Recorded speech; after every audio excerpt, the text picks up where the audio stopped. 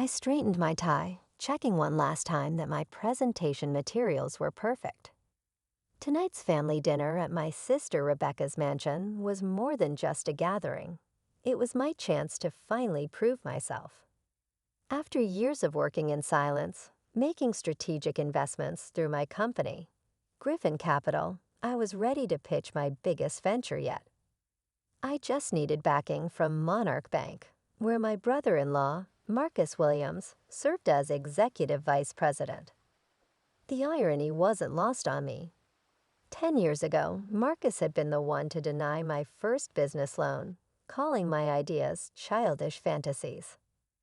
Now he paraded around at every family function, reminding everyone how he saved my sister from her struggling family by marrying her. James.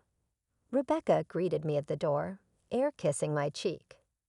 My little sister had changed since marrying into the Williams banking dynasty. The warm girl who used to defend me against school bullies was now more interested in social climbing than family loyalty. "You're looking professional," she said, eyeing my off-the-rack suit with barely concealed disappointment. "Marcus just got back from Milan. Wait till you see his new Italian suits." The dining room was a monument to new money trying to look old. Crystal chandeliers, antique furniture, and what I suspected were reproduction paintings pretending to be originals. Marcus sat at the head of the table like a king holding court. James, the small business genius, graces us with his presence. Marcus called out, drawing laughs from the other guests, all bank executives and their wives. "Still running that little investment firm of yours? What was it called? Pigeon Capital." "Griffin Capital," I corrected quietly, setting up my laptop. "And actually, that's what I wanted to discuss. I have a proposal." "Oh God, not another one of your proposals." Marcus groaned dramatically. "Remember his last idea, honey? What was it? Affordable housing development. As if anyone wants to invest in that." Rebecca giggled nervously. "James, maybe this isn't the right time," she said. "The proposal is solid," I pressed on. "A $2 billion development project, sustainable housing, commercial spaces, community facilities. All we need is financing from Monarch Bank." Marcus nearly choked on his wine. "$2 billion? Have you lost your mind?" He started laughing, and others joined in. "You can barely afford that suit, and you want to play with billions." "The numbers work," I insisted, pulling up my presentation. "If you just look." "Enough." Marcus slammed his hand on the table. "You want to know why you'll never succeed? Because you don't understand how this world works. Real business isn't about helping people or building communities. It's about power. And you, dear brother-in-law, have none." He stood up, straightening his Italian suit. "Tomorrow morning, I'm presenting to Monarch Bank's board about our latest acquisition. That's real business. Big business, something you'll never understand. So stick to your small dreams, James. It's all you're good for," as forced laughter filled the room. My phone buzzed. A message from my lawyer. "Documents confirmed. Transfer complete. You now own 51% of Monarch Bank shares. Board meeting scheduled for 9:00 a.m. tomorrow. Ready to meet your new employees." I looked up at Marcus, still laughing at his own joke, and allowed myself a small smile. Tomorrow would be interesting indeed. I arrived at Monarch Bank's headquarters at 8:45 a.m., wearing the same off-the-rack suit from last night. The security guard did a double take when I walked in. He was used to turning me away from Marcus's floor. "Mr. Griffin," my lawyer Sarah Chen waited by the elevators. "Everything's in place. The board members have arrived early, eager to hear about Marcus's big announcement." She smiled. "They don't know there's been a slight change in the agenda. The last decade had been a careful chess game. While Marcus and his banking elite mocked my small investments, I had been quietly building an empire through Griffin Capital. Shell companies, silent partnerships, strategic acquisitions, all leading to this moment. The struggling companies I helped rebuild now formed a network of loyal allies. Their combined resources had allowed me to execute the ultimate takeover. Does anyone suspect? I asked as we rode to the top floor. No. The share acquisition positions were completely compartmentalized. Each shell company appeared independent. Even our insider sources say Marcus is confident about today's meeting. He's planning to announce Monarch's takeover of Rivera Banking Group. I smiled. Rivera Banking Group, another company I secretly controlled.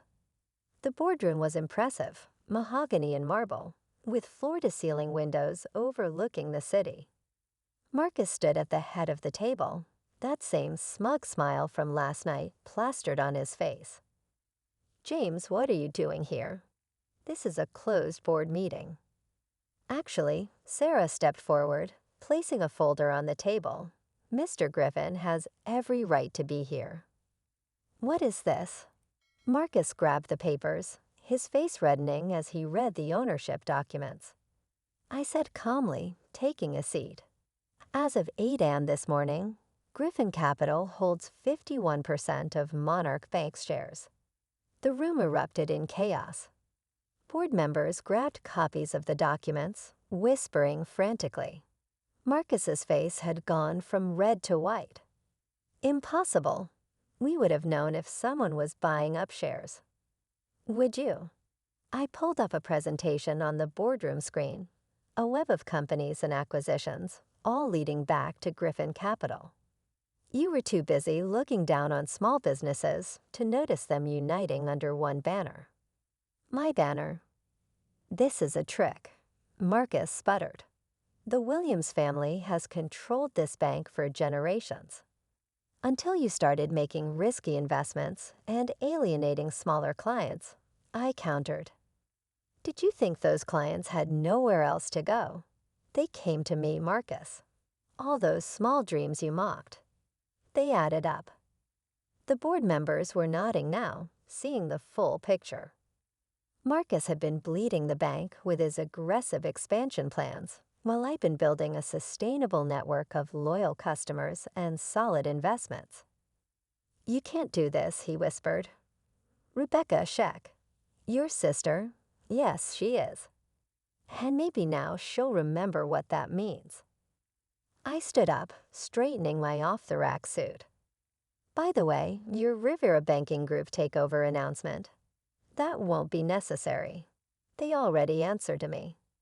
The boardroom doors opened, and Rebecca burst in, her face streaked with tears. "Marcus, what's happening? Why is our account frozen?" About that, I turned to my sister. "We need to discuss some irregularities in Marcus's personal trading accounts. Significant irregularities." Marcus collapsed into his chair, his Italian suit suddenly looking like the costume it always was all those years. He breathed. "You are playing us." "No, Marcus. I was just doing business. Real business. Something you never understood." The next few weeks were a whirlwind of audits, meetings, and revelations. What started as a takeover quickly turned into a scandal. Our forensic accountants uncovered years of Marcus's financial misconduct, unauthorized trades, inflated assets, and personal expenses disguised as business costs.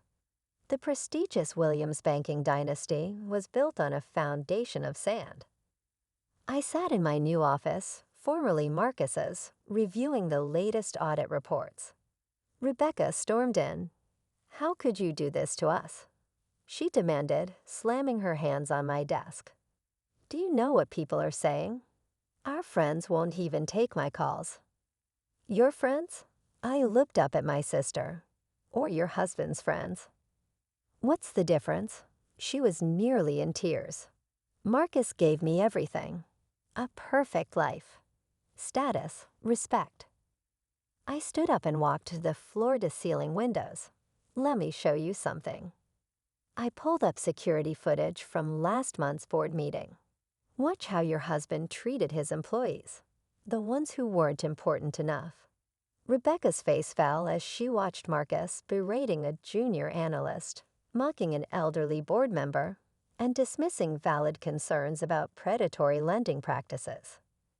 This was your perfect life, I asked softly, standing silently while he bullied people.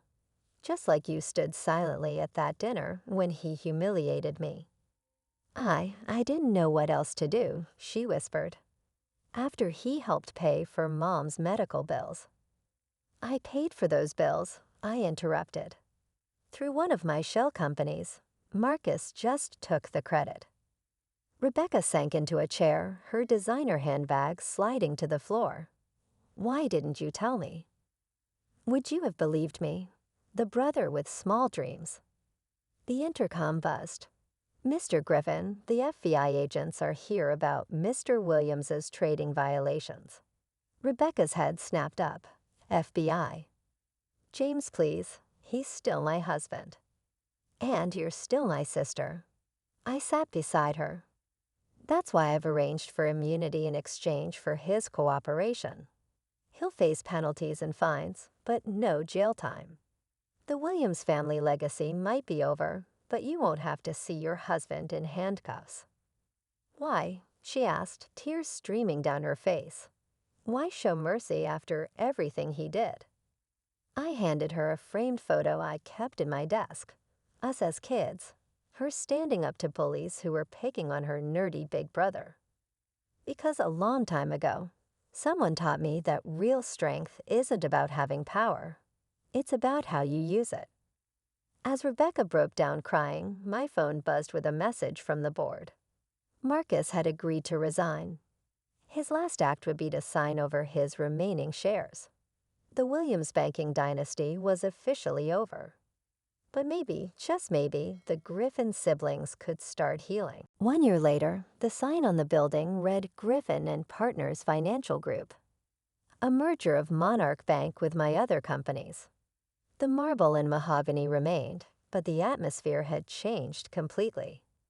Junior employees no longer flinched when executives walked by, and the boardroom hosted regular meetings with small business owners and community leaders. I was reviewing a microlending proposal when my assistant announced an unexpected visitor, Marcus. He looked different, humbler in his department store suit. The arrogance was gone from his stance. The immunity deal had saved him from prison, but his reputation in banking was finished. Most of his so-called friends had abandoned him the moment his empire crumbled. James, he nodded, standing awkwardly by the door. I came to sign the final paperwork. The divorce settlement. Rebecca told me, I replied, gesturing for him to sit. You're moving to Chicago. Small consulting firm. Very small. He attempted a weak smile. Ironic, right? All those dreams I mocked. Turns out they weren't so small after all. No, they weren't. He placed a folder on my desk, the last of his Monarch Bank shares, being transferred as part of the divorce settlement. You know what the worst part is, he said quietly. Not losing the money or the status. It's realizing that I had a chance to be part of something meaningful. Your vision for ethical banking, community development. I could have been your ally instead of your enemy. Yes, you could have. Rebecca's happier now, he admitted. I see it when we meet with the lawyers. She's found her voice again. Started that children's charity she always talked about, the one you said was a waste of time. He winced. I deserve that, and a lot more. He stood up, straightening his modest tie. For what it's worth, I'm sorry. Not just for the dinner or the loans, but for everything. You were the better man, James. You always were. After he left, I walked through the office floors, watching my employees, our employees, at work. The analyst Marcus had berated was now heading our community outreach program. The elderly board members' concerns about ethical banking had become our core philosophy. Rebecca's charity occupied the entire 10th floor, providing support for underprivileged children. My sister had found her purpose again, separate from designer labels and social climbing. Sometimes during lunch, we sit in my office and laugh about old times, slowly rebuilding the bond we lost. That evening, as I prepared for a board meeting, my assistant brought in a loan application from a small bakery downtown. The owner said she met you 10 years ago. I smiled, recognizing the name. It was the same woman who'd given me free coffee when I was struggling to build Griffin Capital, believing in my small dream when everyone else scoffed. On her application, I wrote approved with compliments from the small dream believer. Sometimes the best revenge isn't about destroying your enemies. It's about proving them wrong by creating something they never thought possible. Marcus had been right about one thing. Business was about power. But he never understood that the greatest power lies not in what you can take from others, but in what you can help them build.